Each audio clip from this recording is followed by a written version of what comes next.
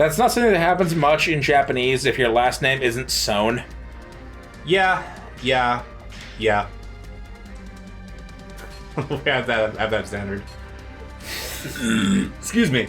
I had a point. I was gonna get to it. Fuck. Oh? Oh right. I was gonna comment on the art in general.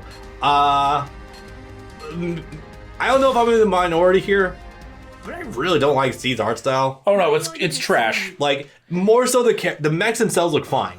Like the mechs look a little above average. 6 out of 10. Like it's better than Wings designs on the whole. I know you would agree with that. We can get into that if you want. A little bit later. I want to finish this point first. But the general art style for Seed. The portraits do these characters a lot of justice. They do. You can see from the anime screenshots how terrible everything looks. Everyone's eyes are 12 miles apart. You can even kind of see it with Kira here, but it's helped by the fact that he has hair down in between his eyes. But like lift the hair up and like it's literally just a billboard. Like you could park a bus between those eyes. Gundam Seed very much reached to me like the first attempt at really trying to make a really like anime-esque design for Gundam. So the thing is, I believe that this is one of the first series to actually have help from outside studios. Turn did too, specifically in the mech design, whereas some of the mechs were designed by Sid Mead, who I believe did Blade Runner. Yeah, it was. That was the guy. He helped. That was the first time they did that, where they had someone helping do mech design. Oh yeah, you can really see it here. But Seed was the first time they had outside help on outside character designers, and this isn't the only time you'll ever see this this style. You'll see Atherin himself be the main character of 3 or 4 different other robot animes, particularly Fafnir and the Azure, which came out a couple years later but looks exactly the same, and the main character of 3 of the main characters of that are just Atherin and Shin again, and I think Shin before Shin. Wow, how about that? And I think I've heard those shows are better, but there's a bunch of them. It's not very hard to be better than Seed Vanilla. And it's a style that definitely did not stick for too many years, because past 2010, I haven't seen that style in much of anything. That isn't just sequels to those existing shows. A lot of stuff in the 2000s really is very dated, like across the board, not just anime-wise, but yeah. And then designs got super streamlined in 00 and all for the better. Yes, they actually figured out how to animate using their new fucking computers. But I mean that in a literal sense. They are very streamlined and simplistic, but also very effective designs in 00. They are drawn with purpose. So I guess to elaborate on what I mean by the Gundam Seed being the most anime-looking show so far that I've seen. Yes. Obviously, like, that's a bit of a loaded statement, given the, like, how, like, that's generally seen as a statement. What I specifically mean is that a lot of characters have derogatory. It's very much like it's a loaded statement, derogatory. But, like, specifically what I mean is that so many characters have hair that is, like, very, very, very bright and vibrant. Like, it's a huge departure from, like, obviously Gundam Wing, especially a lot of UC stuff. Like, you get more stuff like this going forward, granted, like, with, G-Reco, but this was like the first big one that has like super vibrant, bright like hair for these characters. Also, the transition from hand cell animation to digital animation was a turn for the worst. It only really exists for this brief 5 or 6 year period where they were first getting a handle on digital animation, but a lot of anime, I would say the majority of anime from the early to mid 2000s before they started working on anime in HD and widescreen with much better color, looks like crap. Yes, they really do. And I'm not just talking about Gundam, I'm talking about across the board, but you can see for yourself, this looks like garbage.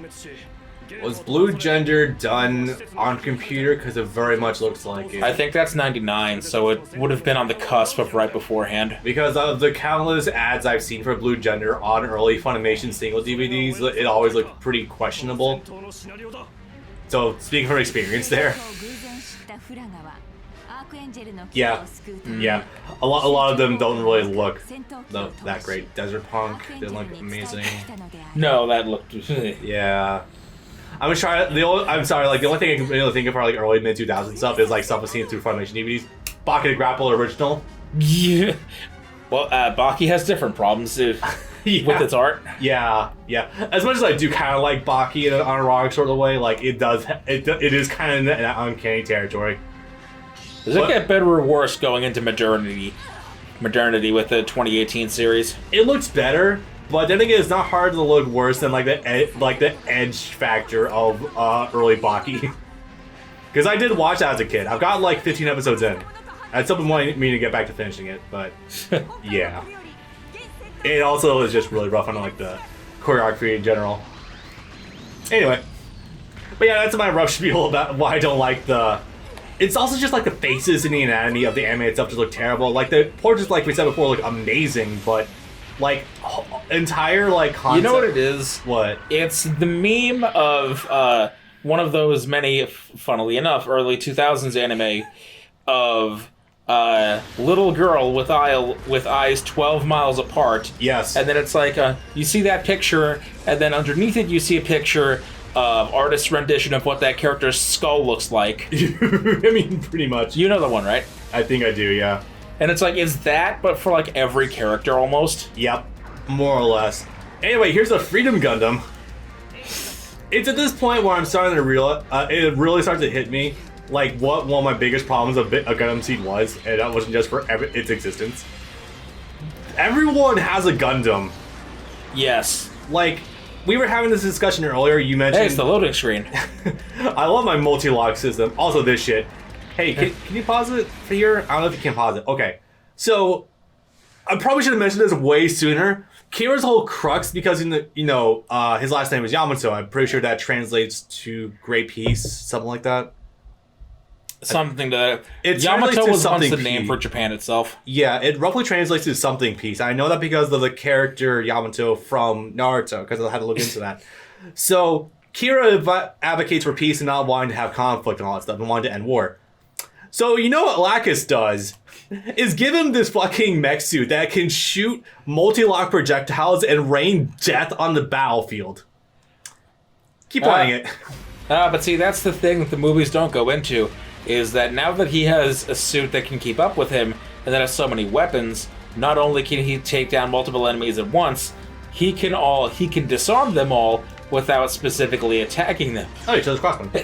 Zoom tight. Thank you. But it's just like the rampant...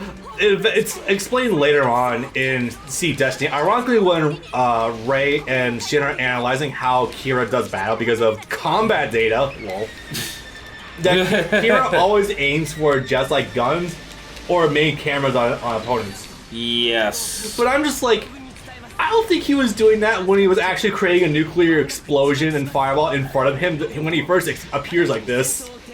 Well, he doesn't have control over it right away. That's something that takes him until they get back into space for him to get a firm handle on. So it's just the funniest thing ever when he's literally firing off a fucking fireball in front of him of death, and he's like, everyone, please escape. They're going to microwave the entire area and kill everyone. The Cyclops. Yes.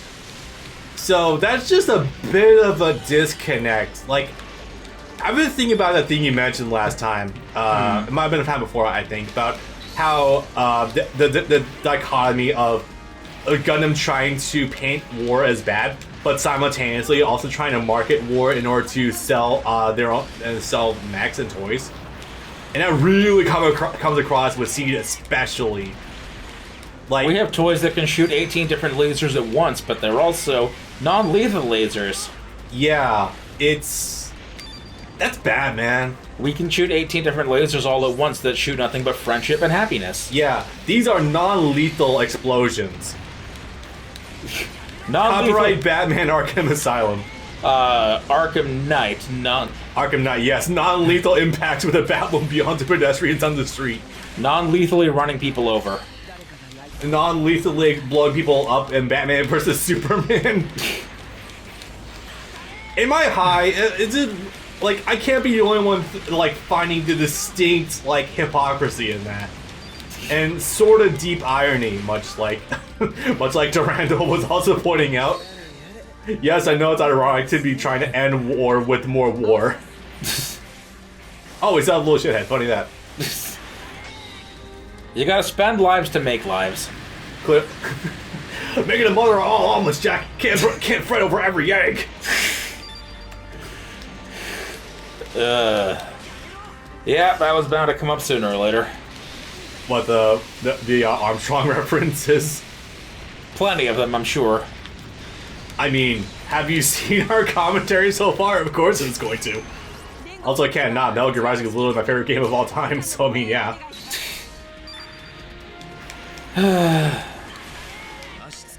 Yeah, this time period is fun. I don't remember exactly. Seed movies were a heavy blur. I don't even remember specifically like what the context was for the Archangel being attacked here of all places. Where are we? Alaska. Oh, the Federation is setting off the Cyclops system to make sure that everyone in the area dies so they can make an example out of the Archangel. Yeah. Yeah, especially. And I do love the... I'm also gonna say Maru is like a 8 out of 10, 9 out of 10. Ah, yes, that's the other thing is, that's a name that I guess the dub went with. Maru. Like Maroon. Like Maroon 5. For the year 2004. Oh my god. Not actually, but it's the closest I can go with. I can believe it. I can 110% fucking believe it. Because the series is already taking stuff from, obviously, like, just taking 79 but putting a new coat of paint on it. And we've already established the obvious flagrant use of stuff from Metal Gear Solid. It's not impossible, really. I mean, if you never heard that, how would you interpret the name M-U-R-R-U-E? Yeah, there's really not a lot of other places you could possibly go with that. So. And I haven't seen it yet, but I'm gonna love to see how the new dub handles it, especially if they could make such a wide gap from Lacus to Lacus with the letters L-A-C-U-S. Yeah, I have no idea. I have no idea how to pull that off. What was that last name for Natalie again? Slash Ms. Harl, slash whatever. Badger Rule. Badger. B-A-D-G-I-R-U-L. And the names don't get any better with the villains either, especially our drug kids. Oh, Jesus. Orga, Clotho, and Shawnee. One of the ones in the set in Destiny is named Sting. I find that fucking hilarious. Sting Oakley, I love it. Yeah. Looks very much like Hazuma from BlazBlue. I find it actually kind of funny. Yeah. Yeah. I guess it was just a popular art style back then or something, I don't know. Snake Boy, Gin from Bleach, Hazuma, yeah. And then Gin would go on to play Hazuma. I was joking. In English. I was joking, god damn it. That had been a deliberate choice.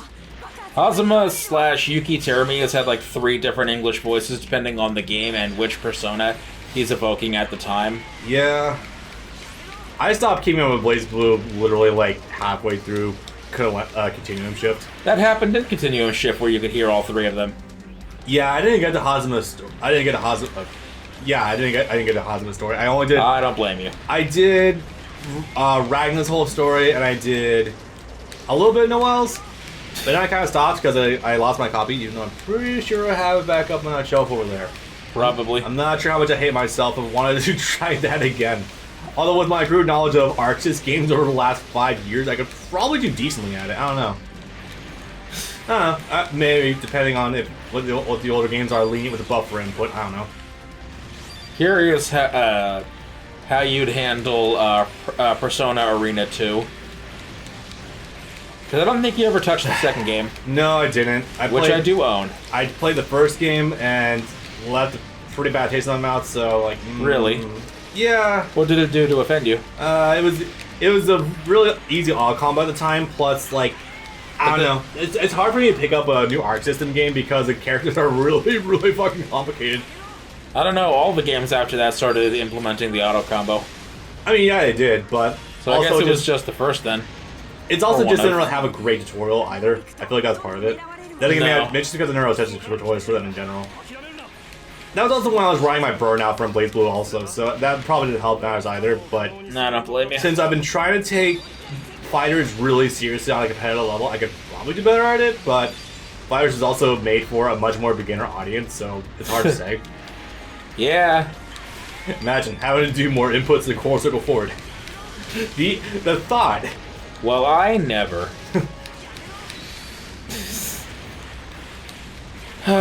Do you think that game has finally run its course? Do you think it's coming to its end? I do. Or do you think they're going to milk a fourth? I do want it to end, and part of the reason I want it to end is because I want a sequel that actually fixes the problems with the game. How many extra characters do you think a base sequel would add over? Oh, also fourth season. Sorry, one more or thing. Third season. I also don't want a new season because we're already at like 45 characters, and I think That does not sound right. if we keep going, no, we got a lot of characters in the game already. Huh. I feel like if we were to also get a new season, it would start resulting in bloating for the game. Like, at that point, it's like, oh yeah, do I choose this version of Goku, this version of Goku, this version of Goku, this version of Goku, this version of Goku, this version of Goku, this version of Goku, or this version of Goku? You mean we're not already there? Not inherently. Like, if we start... Super Saiyan, Blooper Saiyan, Base, Ultra Instinct, GT. See, what I mean more by that is not necessarily in terms of clones of each other, but how each one, it plays so wildly differently, you don't know where to begin. Like, literally raising the barrier of entry because of the fact that you have so much crap in the game. That's actually a problem that Tekken's already gotten even during Season 2. Tekken kind of fell off a cliff, didn't it? The quality of games increased, but it's also... The player base dropped off. The player base has been good. That's a sad thing. But Season 3 really fucked it. In terms of well, your Fakumrans and your Leroys, as well as every single DLC character being inexplicably top tier if they're new characters. I think I had a stroke when you said one of those names. Fakumran, Leroy. Yeah, one. Yeah. The Say big that again? guy, Fakumran. Okay then. I want to make sure I heard that right the third time. Yeah. Also, hello, Crossbone. Never see you in our games ever again. Play Super Robot Wars BTX Trilogy. It'll be there every single time. But the only games I play are the Warriors games. But you are right. I should definitely get on that at some point.